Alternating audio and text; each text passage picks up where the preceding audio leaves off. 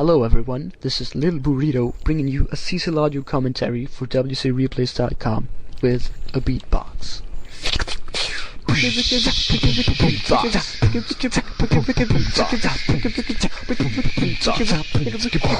I said a beatbox. It is your host Cecil bringing to you part 2 of the series of the Season 2 ladder. I would like for you guys to get this pause at the 15-second mark at the 1x speed. This game is on Avalanche, and this is actually Game 2. So this is the game fought directly after our Game 1 was fought. Good news for those of you who are already at that mark, we're ready to get this started. So I hope you guys like the little clever intro there. I don't really know. I get a lot of like after I do an audio, I get a lot of I don't know. I'll talk to you about that stuff a little bit later, because I promise you guys we're gonna get this started right now. So let's get this started right now. 5, 4, 3, 2, 1. Unpause. Okay. So we just lost our game. They're wondering if we even picked our right race, so we're off to a pretty good start, I would have to say. If they're not really expecting you to switch races like that, and they're asking if that's the right race and you would like to, you know, rematch because you're not on the right race, that's a pretty good sign. That means they're totally clueless as to what exactly you're doing. That doesn't mean they can't have a good idea, however.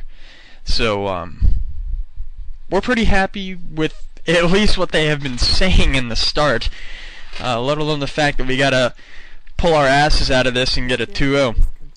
So let's get this started. Here's the funny part. It's not that because I am scouting, and I know he does not want me to scout with these wisps. What he wants me to do, he wants me to keep them in my base, so he gets, you know, like the extra 10 lumber, which by the way does matter. But I realized I have to make sure, because he doesn't scout, I gotta make sure what the hell they're doing, because like he decides what he's doing like in the middle of like the game. And I can't stand that, so I have to at least scout. I was gonna scout his base, so he just grabs my wisp and jerks it into the tree, so it's just getting lumber right away.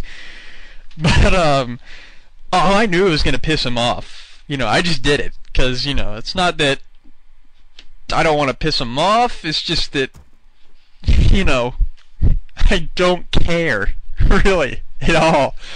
I was like, I don't know. I've gone mad, by the way. But, that's cool. That's cool. Anyways, I'll shut up now. Anyhow, we're gonna scout out their base, obviously, bring our heroes in. We are going to do 2 separate harasses, meaning, you know, the DH and the keeper, they're not gonna be together, they're just gonna be doing their own thing here. Now, I was gonna head for that Moonwell, which, looking at this now, would have been a better choice.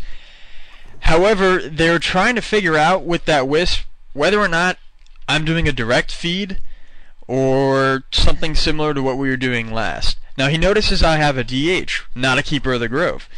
So now, by the looks of it, he's pretty determined to find out what I'm doing. And if you're going to notice the way that he's constantly trying to reach into my base, yeah, he's really going to try this out. See, I've already killed about 3 wisps trying to prevent him from scouting. So, but still, whether or not he scouts me or not, if I destroyed his Moonwell, you'll see later on in the game if destroying that Moonwell would have been a better idea, and yes, it would have been. No matter what, if you see wisps or not, I mean, I've learned this from looking at this now. I mean, if you see wisps or not, if you see a Moonwell that's about halfway in construction, and they got something wimpy like some Priestess of the Moon out there and then in their base, go for the Moonwell, please. If you just hit that Moonwell, especially after he's about halfway done on it, it'll set him back so far. I mean, I don't know if you guys have done a Priestess hunt against Night Elf Mirror. And this dude sends his DH out there and destroys your moon. It really puts you far back into the game. You know, the DH, I think it can deal, I mean, damage per second. I remember some posts that somebody made on the WCR forums. I'm sorry if I mean, I did forget your name. I'm sorry, but I think the DH was the hero that does the second most damage per second out of all the heroes. Actually, believe it or not, the Crypt Lord got the most damage per second, and I was very surprised to see that. And I don't know. It's so hard to think that, but you have to realize that the hero is so underused. You can't really take the time to understand that. But anyhow, he does a good job of boxing my wisps in here. He takes advantage of how I place the back. I was so used to facing the Blade Master, where if he goes in there, you can try to pull off a one-unit surround. But that was kind of foolish of me. I'll lose a couple wisps there. It's alright. Everybody loses a couple wisps now and then. So, as I'm doing this, Quasi was attacking onto the orc base, but he realizes, you know, he's got some burrows here. I let him know that he's APing just so he knows the situation in my base, because, believe it or not, he just kind of stares at his own screen and doesn't really, you know, look at what's going on here. So I bait with the DH. I'm spazzing out because I'm thinking that my ally is not coming to me. But he pulls off a surround on the DH. Like I said, I gotta bait the stupid thing because of either that or I'm gonna lose my tree. So I think I could have done that without getting the fella surrounded, because I was looking at the bottom to see what the hell Quasi was doing. But anyways, the idea that Quasi had was rather successful. He comes in there to try to take out his tree, so he sees that, he spazzes out, he shits out a brick, and he TP's in, so it's successful. I kill the AP, scout around just to make sure there's nothing around me, and we managed to take out, well, he manages to take out 2 hunts. Pretty good, because he, well, nothing you can really do versus that keeper. So, now, here's the good stuff. Here's a really, I don't know, this is a lose-lose situation for us in this part of the game. It's really bad for them because they are losing their headhunters pretty quickly. So he just sends off a portion, look at this, he sends off a portion of about 5 of his hunts to attack these headhunters. The other hunts, those are just holding back Corsa's units right now. Actually, if you look at the size of the army, they're about equal, but right now Quasi's a little bit behind. Naturally, the person getting fed, you are still going to be behind at the beginning of the game, so don't let that be an excuse to fight some offset battle in the beginning, because you're probably not going to win it.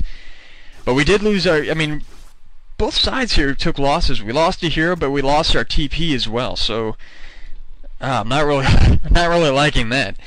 But we did manage to take out some headhunters, and that was our main purpose for this part of the battle, is to just get rid of those headhunters.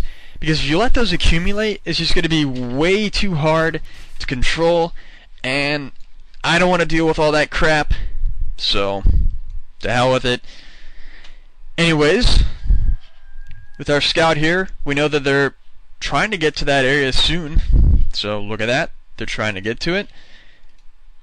And look at that, both of them are trying to get over to there. You see yellow and you see blue trying to close in on them. So here's the key. Whenever you're seeing one army, that means they're just fighting 2 versus 1. Look at this. I get a surround on my freaking DH. Freaking bullcrap. I don't know. I was stupid to keep him in front of there. I was hoping. The problem is, I was hoping that he was gonna get an Ancient of Wonders in his base, and next game he gets that, because he sees that. I mean, especially if you're doing a direct feed on here.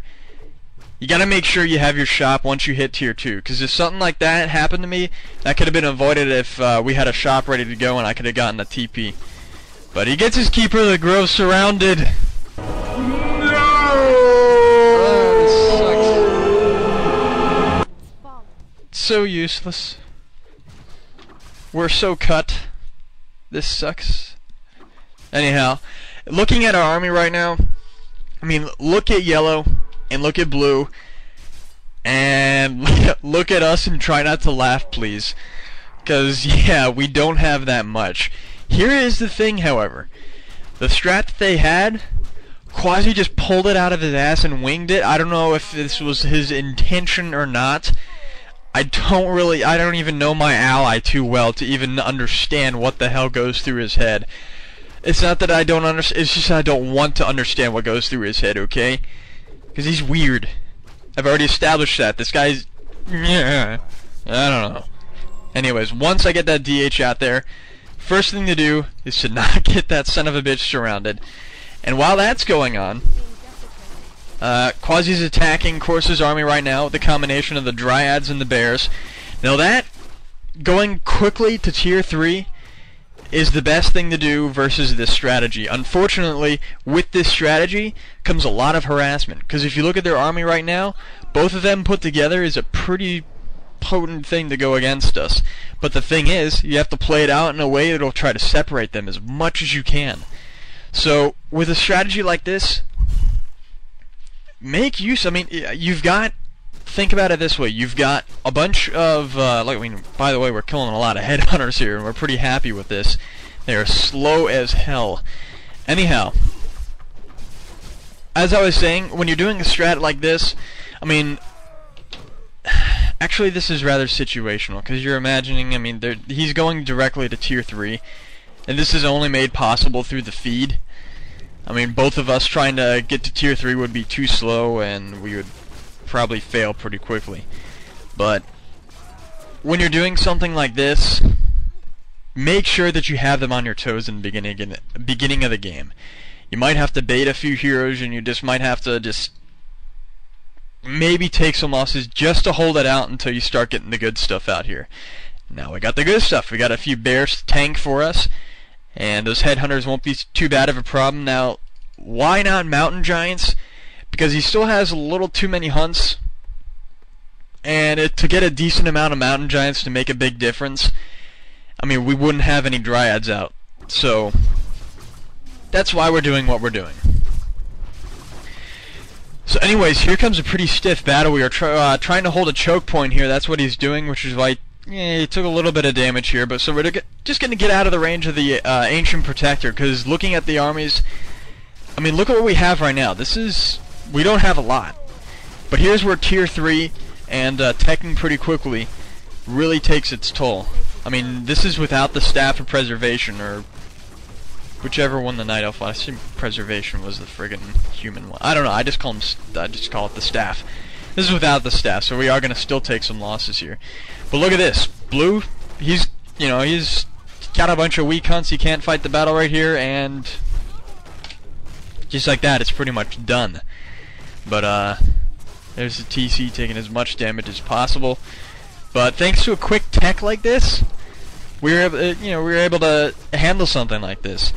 And especially, this map is probably the biggest risk for a direct tech, because the guy a direct feed, because the guy that's feeding, his hero, he can't get a boots of speed, he can't get his potion of invulnerability. I mean, he can't really get that much. I mean, if his ally's orc, he can get a scroll of speed to get out of there. We just wing it. That's it. That's about it. That's all we got. Well, you asked me, okay, what the hell are we doing next? Actually, if you want to know our decision for the last game, we don't. I mean, we already have these. I mean, I know what you're thinking. We don't just decide the actual strategy at the spot. We decide which strategy that we already know and that we've been practicing for the past couple months before this, but what we just didn't know exactly which strategy we would do. No, for the last game, for example, and we were like, alright, they're picking null wood. I was like, he asked me if we should do the direct feed, and then I was like, nah, I'm feeling it for the keeper thing, but if he goes, I named the strategy that they win, and I was like, if they do that, dude, we're totally screwed. And I was like, they're gonna do it, and he's like, no, let's do it. We did, and we're farting blood after that match, but hopefully this was somewhat of a redemption, finishing it in 12 minutes, especially for a game that required you to tech up so quickly. So, with that, I think I'm just about done with this one. I hope you guys enjoyed this one, learned a little bit more about some 2 vs 2. So, I don't know what else to say, guys, so I'll see you all on Battle.net, and I'm looking forward to doing the next one for you guys. See ya! No!